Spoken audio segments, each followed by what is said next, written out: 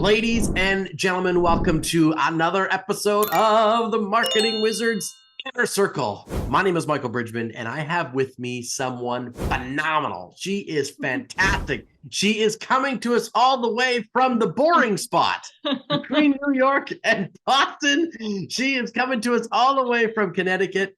Anne Laffin is a marketing specialist that you guys are going to absolutely adore and fall in love with the same way I have. She is brilliant at what she does. She is addicted to helping startups create incredible traction. She's like, yep, that's true.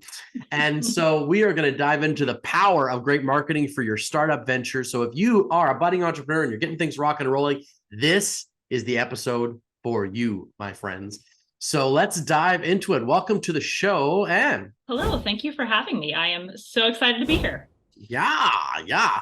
Well, we're excited to have you because we don't often get fractional CMOs, fractional chief marketing officers. And for those who don't understand the term, a fractional CMO is somebody who does chief marketing officer work part-time in a business. We don't often get the chance to talk to a big brain fractional CMO here on the show. Well, I'm excited that I can come fill that need for you then. Excellent.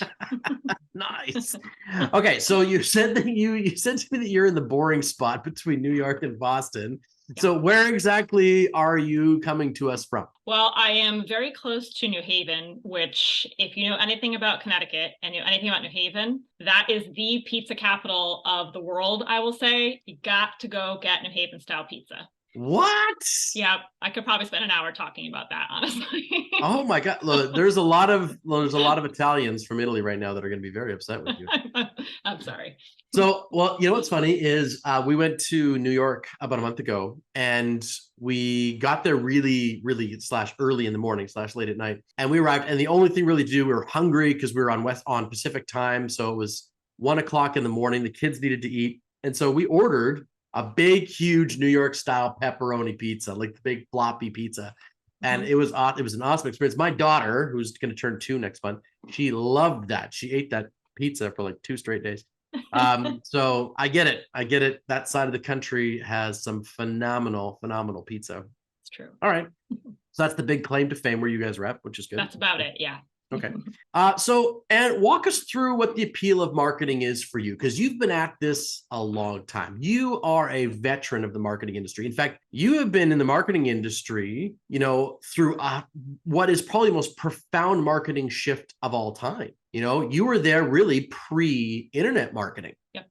Not to be dating anybody or anything. That's true. But you've been at this for 20 years, right? So since 2000 or since 2003 or a little bit even earlier than that. So walk us through what your experience has been in the marketing world a little bit and why marketing? Why? It's interesting. My marketing career got started actually on the market research side, which is a really interesting place to begin because you get really good insights as to how the consumer thinks and operates, and it's fascinating. And I think that is part of why I love marketing, is that I have a curious brain. I like to ask questions. I like to figure out why are people doing things and how can I help promote these companies, especially an early stage company, and get their message out there so that people that need their product or service can get access to it. So I think marketing is really, a lot of it is about curiosity and getting. Okay. I love that. And that's one of the reasons why I love marketing is to me, it's the closest thing to the psychology of business, right? Totally. Yep. Yeah. Fully agree. Yeah. So, I mean, because my first career was as an actor. So you would study other people, you'd study, to create a character and everything else. So you dive into the psychology of why someone would be motivated to do X, Y, Z and what's going to drive that. To me, marketing is just all of those same principles just applied in business, right? I mean, 100%. You even make personas up to help figure out, again, who is my audience? Is it, I don't know, Sunday Sam who likes to watch football, et cetera, but you make up those characters to help you connect with your audience. So I agree. It is definitely, there's a lot of business psychology involved in it for sure. Totally. Okay. So what did market research look like 20 years ago versus what it is today? Because I know, today you can put polls up online, you can put quizzes up, you can run some ad traffic to it, and suddenly you got a whole bunch of information. What did it look like 20 years ago? Yeah. It was link testing. So it was ad copy testing. It was, I would say, slower. It was trackers, which is brand awareness over time. I mean, valuable insights, but everything took, as you can imagine, so much longer because there were still studies being done in malls. Like, does anyone even go to the mall? But so, I mean, it was just so different. It was, studies were done on the phone. They were done in malls. And I don't think that's happening anymore. So it was a very different world than it is now, where you can potentially go online, use some AI and get some study results. So it's pretty wild. Yes, you wander over to Chat GPT and just start asking it questions, and it's going to tell you all sorts of interesting stuff. Okay. Yeah. Very cool. So now you have, I'm not going to call it an addiction. I won't go there. I won't go there. But you have a fondness. Yep. You have a fondness for startups, for companies that are getting the ball rolling, getting things started. And I love your website because it's you have this great yarn, like ball of yarn image that you're like, okay, if this is how your business feels right now, see, I stretch that out and I untangle that, right? Yeah. And it's so true because I've started companies myself. I've been close to other startups and been coaching or consulting them as they get rock and rolling. And it is a mess. Yeah. It's a kind of a disaster. In fact, right now, I'm working with a relatively new company, and they want to accomplish big, huge things. They're on their way to accomplishing amazing stuff, and yet, and they've got high level people and like phenomenal people that have accomplished a lot that are operating this thing, and it's like, okay, but still, this is kind of a disaster. Like, there's a lot of we are really ducking water right now, all calm on the surface and everything's going great. And yet the internal people are paddling their asses off, just trying to keep the thing going. Right. Yes. So what's the appeal to you? Why do you love this so much? There is something so special to me especially, I've been employee number 6, right? And at that stage, you are really helping birth a company, right? You are helping that founder make their dream come to life. That's special. Right. Is it messy and hard? Yeah, it really is. But that's such a cool thing to be a part of. And you see change and growth and hopefully success so much faster, in my opinion, than what at a company that's well established and you're looking for incremental changes at that point. It's very different in the beginning. It's setting up process, setting up foundational everything, testing and trying, and it's fun and exciting. And I think that's part of the addiction piece of it, is that you can see so much progress, so much movement so quickly. It's very rewarding. I love that. So you must have a deep like adoration of that energy, because there is an energy. Like, there's a very specific type of energy that is intense. It can be manic, but it can certainly be highly creative and really driven at the start of a company, right? Yes, I think that's very accurate. And again, it's special, I think, to startups and perhaps even early stage startups. It is a different type of energy. And, having, again, started as employee 6 and watching a company grow to 30, 50, the energy at 6 and 50 is even different. Yeah. So it's just an amazing process.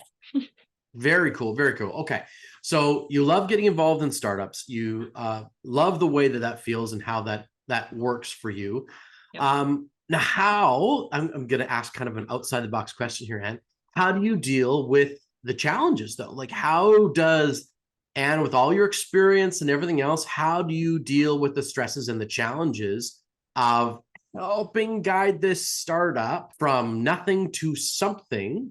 Because you're going to face ego issues with the starter and the founder, and they have a specific idea, and you and I know how this works. That idea starts to have to be shifted and changed as you're starting to get to the birth of it. You wanted a girl, turns out it was a boy. How are you going to handle that? You know what I mean? Like that type of thing. Like, those are shifts and changes that happen.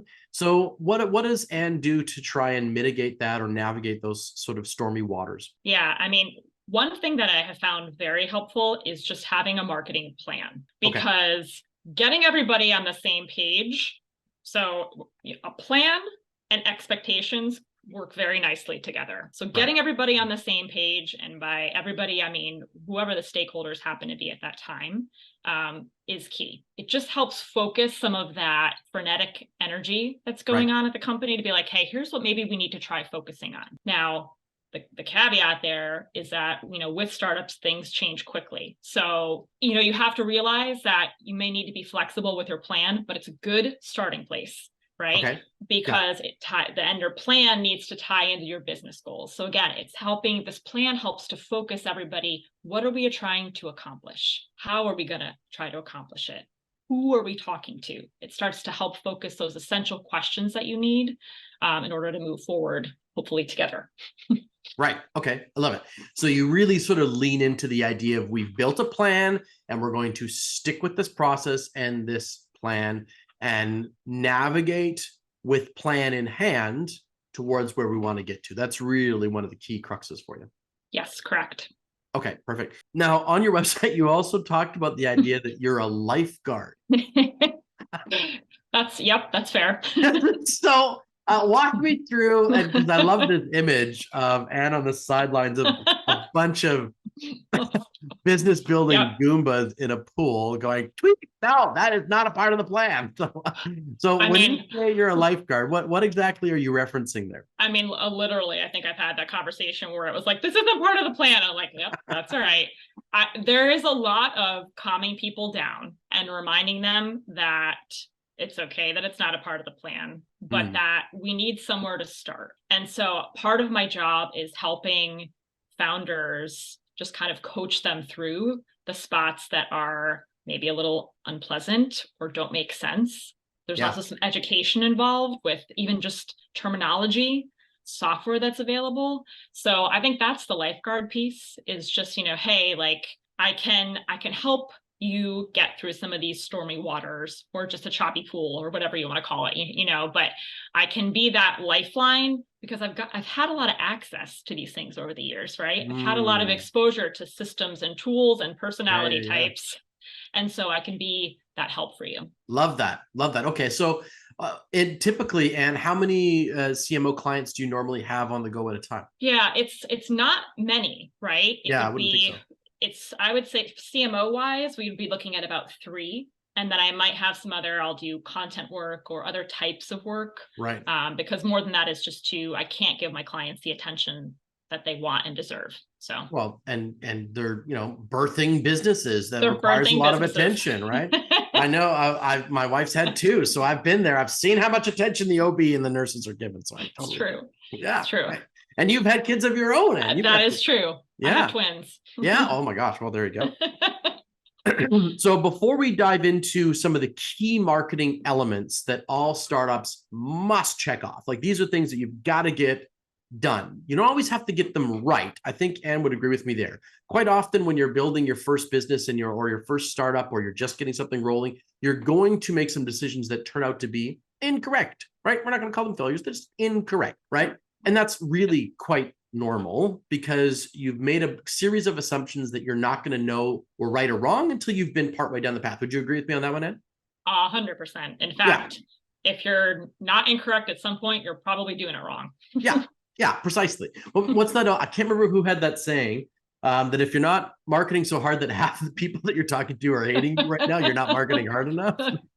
Sounds right. But ultimately, what Anne's going to give us is the checkboxes. Okay, you should know these particular things or have made decisions based on these particular things. So we're going to dive into that in just a minute. But before we get there, I want to know what's in it for Anne. Why are you doing this? Now, you had a successful career. Like you were 20 years plus in the marketing business. Like you were running agencies, you were part of agencies, you were making great progress. Why switch? Why take the I'm safe and have my paycheck hat and everything off, and someone else has to worry about, the payrolls of the world, and put on the entrepreneur hat and go, it's on me? Why? There are a couple answers to this question. I think the most important is probably, and I hope won't make people mad with this, but marketing didn't always feel like a noble profession to me. Ah. And, you get limited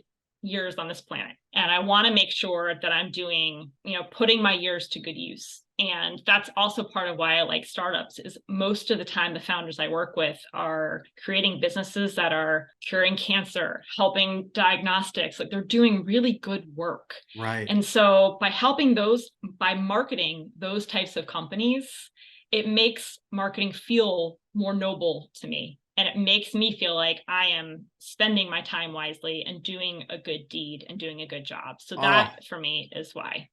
I love that answer. Oh my good. When you said that we only have so much time on this planet, it's like, yeah. And the only way to have more is to leave a damn legacy worth looking at.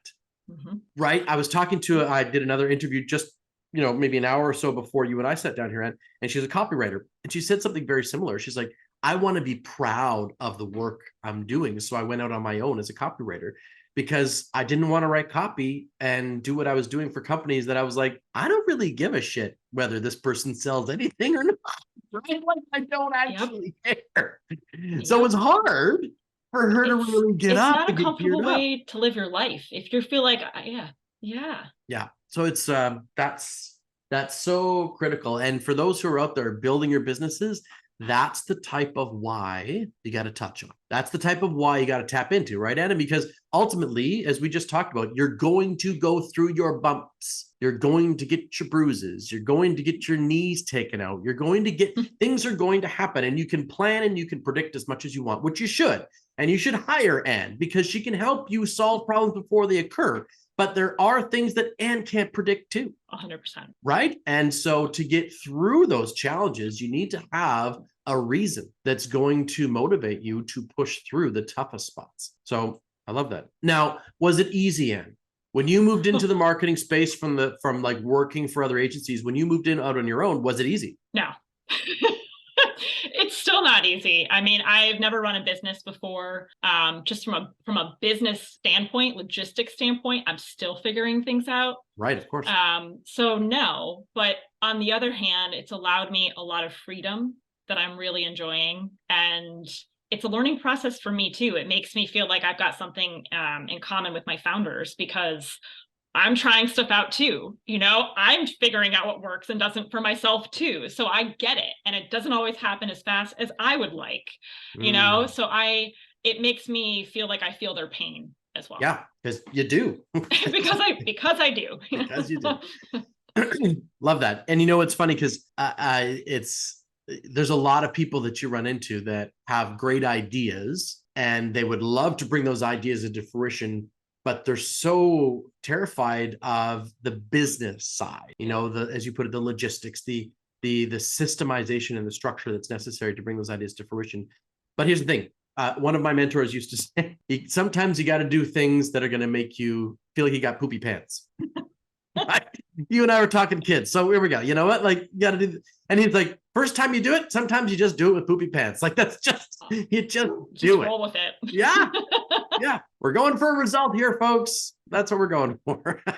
Okay. So now so you've given us the kind of the why you're doing this, Anne. What's the big goal for you? What would you love to have Finn Marketing accomplish? I think for me, one is finding those founders, again, that are looking to do good with their company. So those purpose-driven founders. So helping those is one. And then on the personal side, it's also having a business that is sustainable, that doesn't burn me out. So it is a two-pronged goal for me, right? Yeah. I don't know if those things can both work together, but I am going to try my hardest to make that happen. You know what? As the great Napoleon Hill would say, if you can believe it, it can come to fruition, right? Yeah. Yeah, absolutely. And that's phenomenal. It's funny. There was a study they did out of, I believe it was Harvard Business School, and 72% of all entrepreneurs said their primary goal was freedom. Yeah. Wasn't money. It wasn't like, it was, sure, there's obviously a money component, but it was the richness of time, the wealth of time, right? Again, limited hours on this planet.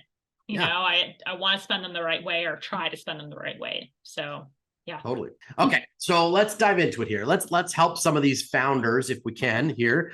Walk us through what these check boxes are. And if I'm starting up, if I'm getting rocking and rolling, what are the key marketing elements that I've really got to make sure that I have made a decision on? As we talk about, it doesn't have to be the correct one. It just has to be a decision. You got to see if it's right or wrong. But so what are those key decisions, those key things that we have to figure out in order to build and get going? The first thing I always look at is message. And I'm talking about value proposition. What is your message that you are presenting to the public? If your messaging is off or inconsistent or whatever, right? Yeah. If it has not been honed in on audience, and we'll get to that next, it doesn't matter what plan you put in place, what channels you're in, whatever you do, right? Your efforts aren't going to pay off because, we talked about business psychology. You need to connect with your audience, and you do that through the messaging you use. So number one is to nail that down, figure out the W's, the what, the why, the how, even though that's an H, so that's not a W, but there is one in there. And you need to get answers to those. And I know, we can, Simon Sinek, probably, I would pop this into this, conversation at some point, but that why to me is the biggest differentiator. So, when you are looking to nail down piece one of your startup marketing strategy, it's get your messaging together, figure out your why. It's not an easy task, but it is essential to being different than the company that's right next to you, potentially doing the same thing. Oh, I love that. And what's funny is that you just put into words something that I've had a challenge to, and you put it so simply, I've had a challenge to get across to some of my other coaches and consultants that are in the Napoleon Hill Institute. So I'm a founding member of the Napoleon Hill Institute out of New York City. And a lot of these people are being trained to become certified Napoleon Hill Think and Grow Rich coaches. So they're going to take the book and they're actually going to turn it into a coaching program, which has not been done in 50 years, right? Since Napoleon Hill passed away. But so many of them are like, well, what differentiates me in the marketplace? What difference? And I was like, I know what I want to say, but how do I say it? And you just said it for me, right? If they figure out why their coaching material could be the exact same as mine. You and I could both be Napoleon Hill coaches. We could have the same material, obviously, but why Anne's doing it and you sharing your story of your why is different than why I'm doing it and me sharing my story of why. And so therefore a client, a prospect can go, I want to work with Anne because she resonates with me because of why she's doing it versus Michael, because his why doesn't resonate with me. Same product, could be even almost identical offers, but that narrative of the why changes things. There you go, folks. Yep. All we had to do was talk to Anne. She just saw it. It's interesting. I had a new client that I was working with recently, and I brought the why piece up to them, and they wanted no part of it. They were like, we're first in our category, and we just need to talk about price and efficiency. And the one thing that I'd like to just point out here is that at some point, if the why piece is uncomfortable to you, which I think to some startups it is, to some people it is, keep in mind that even if you are number one in your category, or even if you're number 3, 4, 5, 6 are coming along. Number 2 is coming along. And to just be faster or cheaper, someone else will become faster and cheaper, and you will no longer be needed. Yeah. So finding out your why, what truly makes you different is key. It's a way of staying uncommoditized. Yep, for sure. Right. It might be the only real way of staying uncommoditized. Yeah. And when it comes down to it, Yep. Cool. Okay. I love it. So what's your message and what's your value proposition, essentially? Yep. So that's checkbox number 1. Yep. Flesh that out, ladies and gentlemen, get an understanding of that. Yep. And as we were just talking about the how you want to deliver it, that will change. It will inevitably evolve. I can't remember what general it was that said no matter what battle plan you create, it does not survive first point of contact. So when you create your grand strategy, as soon as you mix it with people, wallets, things change. Anyway, okay, perfect. So that's the first one. That was a good segue, though, into what I would say is number 2, which is get to know your audience. And we've sort of dove into this already with personas and etc. But you need to know, right? You can make an assumption for who your audience is. And again, in the beginning, I think that that's okay. But you have got to go out and talk to that audience. whether it is through surveys or conferences or coffee meetings, or you can fill in the blank. Sure. But you need to talk to who you think your potential audience is and figure out if they actually are your audience. God, you know what's so funny is I don't know why is that so hard for business people to understand? Like you and I, as marketing people, we need the knowledge. Like we want to make some decisions about what to say at this point. So we need more data, right? Yes.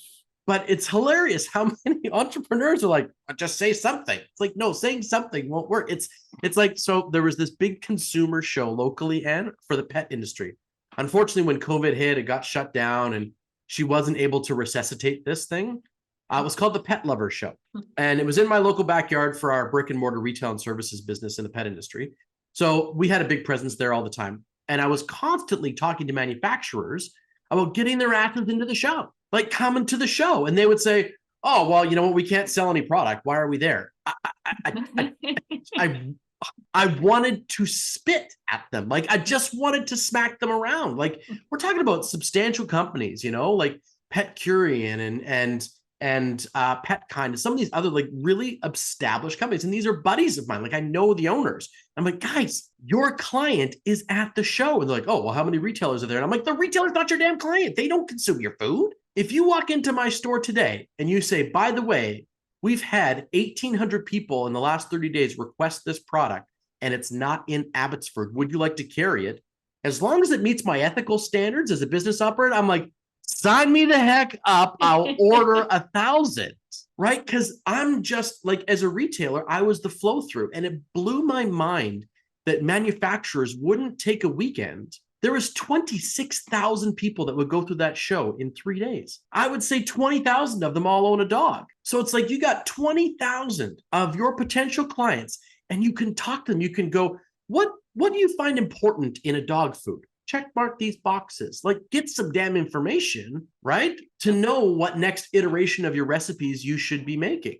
Because otherwise you're waiting for a trend to happen in the industry and then you're adjusting to the trend. Ugh, yikes. Right? So they're like, these companies are always behind. They're always behind. Right. So it blew my mind. And there you go. It comes down to who's your audience and what do they actually give a shit about? Like, what do they care about? Because right now you're guessing. And that is huge. I mean, to me, all these things are actually sort of lumped together. I mean, we'll break them out, but if you don't know who your audience is and you don't know the pain that they're feeling, so this could be number 3, not to jump ahead here, but the issues that they're having and why they need what you have, none of those things work together. Your messaging won't work.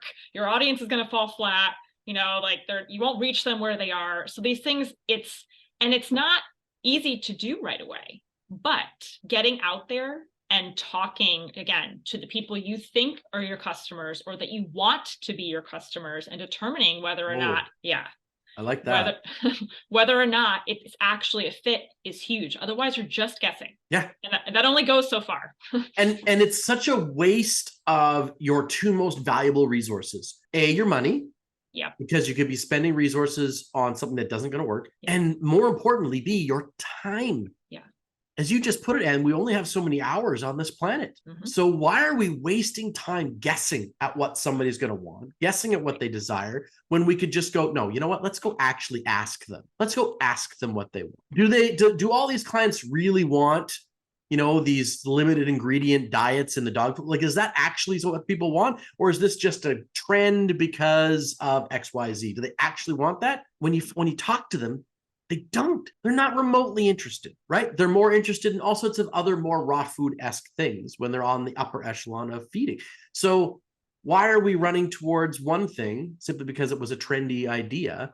Mm-hmm. So they've spent hundreds of millions of dollars repackaging and setting up their factories to do something that was novel 5 years ago. You know, it blows my mind. So anyway, I've got to get off my pet business soapbox. I've clearly had this conversation with people several times because I get heated about it. I'm like, I feel your pain. I hear you, and I agree. Yeah. Okay. So what's your message and value proposition? And of course, know your audience. Know your audience well. Love it. And then I feel like this is a double-edged sword, but the next piece is that marketing plan that we talked about. Right. Now, okay, I'm going to caveat this one too. And I will probably caveat everything with early stage startups because quite frankly, if you haven't picked it up yet, that's sort of how it rolls. You have to be flexible. You got to be adaptable. So yes, especially again, if you are, a 10-person shop, and I don't mean marketing shop, like you have 10 employees, you need to be flexible, but having some type of guide, plan, some type of strategy to rein everyone in and point you north is key. Because I could sit here and say, well, everyone needs to be on social and everyone needs to get their website updated and but like, honestly, I don't know that.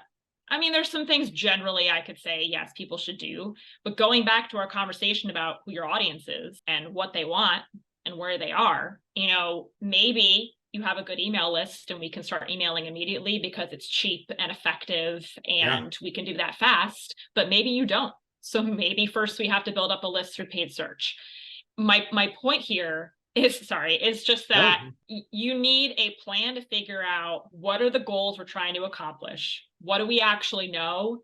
And where are we going to start with the resources we have? I think that's the biggest part that I think is so critical in what you just said there is that resource allocation. Because when you're working with a startup or when you're getting rolling, that's the thing that is so scarce. Yeah. Right. Because we have to get product or offer to market quickly to generate revenue so that we can start having something to work with and get over the hurdle of, is anyone really going to want this shit? Like, is anyone going to want what we're actually selling? Right. But to get to that spot so quickly, that plan, you have to obey it. You got to work with it because it is the use of your scarcest resource. And listen, funding does not come easily to startups, especially this has been a wacky start of the year for startups and funding. And capital raising is not easy for founders. I don't think any founder. And so making sure that the marketing budget isn't just being blown haphazardly is important. So again, having a plan, but understanding that flexibility is key to that plan is huge. Love it. And you guys, this is why talking to someone like Anne is so critical, because as she just put it, should we just start emailing with it? Or like, do we have a database we can work with her? And knowing who your ideal client is, like if you're selling to people that are basically 27 and younger, a lot of them don't even have an email address. The only reason they have one is so that they can get a TikTok account. Like it's the only reason their email address exists. They never actually go in it unless they got to change their password for something. So right, there's these elements that are critical of knowing who that audience is to know how to reach them properly. And that all factors into the plan. And that's why people like Anne are so damn valuable, because they can help illustrate those gaps, right? And make sure you're on the right path. Yep. Yeah, I mean, there's a very big difference between strategy and tactics. And again, and in fairness, sometimes you need to throw stuff at the wall to see what sticks. Sure. But again, that only works for so long. Having some semblance of a framework of where are we going and why is really the way to success. Yeah, God, love it, love it, love it, love it. Okay, so as we get towards wrapping things up here, and let me reiterate those three things. So, what is your message, aka what's your value proposition, and answer the 5 W's: the why, the where, the how, the when, and the who. And then, of course, the who leads us to knowing your audience, know them really well, know where they hang out, know what their problems are, know what their challenges they face, and how your transformational solution, your product, your service, your offer factors into their lives. And then ultimately either create or work with someone to develop a marketing / sort of business evolution plan, especially when you're starting up. That probably would also include, and I would imagine, going, okay, this is when you should be hiring this type of person. This is when you should be hiring this type of person. That's the thing that I find too, is that marketing plan is fine, but if you don't have also and then we need to hire a salesperson at this stage because we'll be so busy on fulfillment, we can't jump into the sales role anymore. Knowing when those hires should take place too is a big part of evolving a startup forward, right? 100%. And that goes back to resourcing, right? And capital. Yes. When do we need to hire someone, or when can we use more fractional help? And when do we need to bring it in-house? That's a key question, and definitely one that needs to be talked about with the team for sure. Love it. Love it. Love it. Okay. So looking over my notes here, is there anything that I've missed? Yes. Well, where can we find you? Where can we find you? So if people are blown away, which I know they will be by our conversation here today, where can they find Anne Laffin? You can find me at finmarketingm.com. You can check out my website there. I would even go so far to say that if anyone was excited and wanted some type of a messaging audit, be happy to throw one your way. Okay. But that's where you can find me. Okay. All my Perfect. contact info is there. So there you go. If you send Ann an email with the Marketing Wizards Inner Circle subject line, he's going to help you out big time. Okay. So as we start to wrap things up here, Ann, I have a question for you. What is something that your clients almost never ask, but they should ask? What's one of those critical questions that they always forget to ask that they really should be getting the answer for? When do we need a process? And what I mean there is, in the early days, right, things just have to get done. And again, I'm not judging here. I get it. And sometimes things do just need to get done. But you will grow to a point where at some point, some guardrails need to be put in place. And what happens is you see teams, things start breaking. And so I think if there was some foresight to be like, hey, at what point should we try to maybe make this a cleaner process? When do we need to do X, Y, Z? That would make some of these transitions or cleanups down the line. An example might be like with how do we create email, or how do we create collateral for conferences? Or, I mean, you could fill in anything that you really wanted there, but just thinking about at what point should we stop making things willy-nilly? Love it. Love it. And that is a critical question. I'll never forget sitting in some pretty substantial consulting meetings, and my previous mentor and I had been brought in to do some consulting. And I'll never forget this one lady. She was an interior and exterior designer. That's what her firm did. They did design for houses. And she had, I think, 13 or 14 different people reporting to her in her business. And there are dozens of clients. And it was like, okay, she was like, I'm just overwhelmed. And I'm like, well, yeah, clearly, because every day you basically spend just getting information and barely spending any time solving any challenges, because you don't have any systems in place that somebody can take those challenges and solve it. And so this thing I said to her is like, you need to start systemizing your genius. Those things that your business is really great at, put them into a structured process, as you just put it, right? But when you do that, that's always the magical key, right? That's an art form, is to know when that needs to happen. It is. And quite often sooner the better. Or even just to think like, hey, at some point we should probably make this an actual process. Yeah. Maybe I should take some notes on how I do this. Yeah. Just, maybe a Loom video. Love it. Love it. Perfect. And this has been such a pleasure. It's been so awesome talking to you today. Have you had a good time? I've had such a good time, and I really appreciate you having me on. This was fantastic. Oh, my pleasure. My pleasure. Okay. So final question. Ann. Yes. Will you come back on the show sometime? Can we get you back on? I would love to, if you would have me back. That would be great. Oh, perfect. You heard it here, ladies and gentlemen. She has said yes. She has said yes. Okay, and this has been fantastic. I hope you, my fabulous audience, have got some great nuggets out of this one. Put them in the comments below here in YouTube. Plus, we'll have Ann's website down below here as well in the YouTube description. So without further ado, I want to say thank you so much for watching, you guys. I have been Michael Bridgman. This has been Ann Laffin, and you have been awesome. So this has been another episode of the Marketing Wizards Inner Circle. So go out there, my friends, enchant your audience, make some magic happen, and I will see you on the next episode. Ciao for now.